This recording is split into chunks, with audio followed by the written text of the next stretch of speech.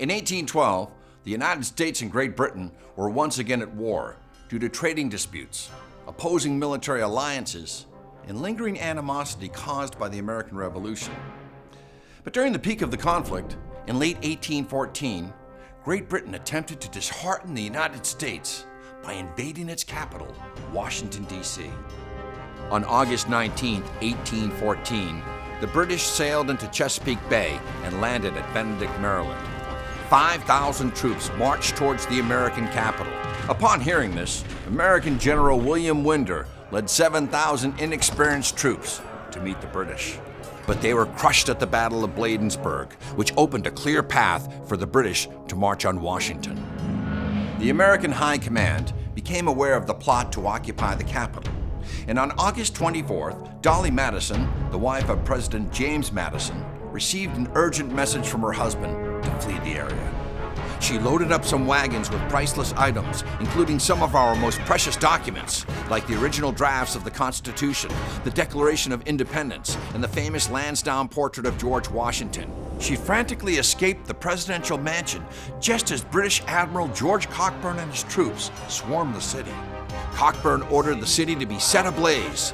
America's capital was now on fire. The Capitol building, the Library of Congress, and even the White House were engulfed in flames. By the next day, the city was in a state of chaos as residents took shelter from the wrath of the British troops. But the rampaging troops were unaware that they were in the path of destruction and that their military campaign was about to come to an abrupt end. Above the British troops and American citizens, the winds began to shift. The skies became dark and ominous, and heavy rain began to fall upon the raging fires across the city. A sudden and violent twister was bearing down on the capital. Buildings ripped from their foundations, trees tore from their roots, and falling debris littered the streets. The British troops desperately sought shelter, but nothing could save them from their grim fate. One officer reported that cannons were being tossed around by the powerful winds. The tornado ravaged the city and inflicted heavy damage on the British Army.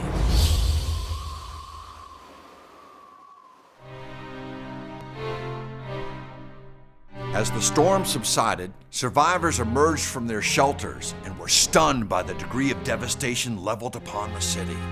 One British officer pulled aside a resident and asked, "Great God, madam, is this the kind of storm to which you are accustomed to in this infernal country?" The woman replied, "No, sir.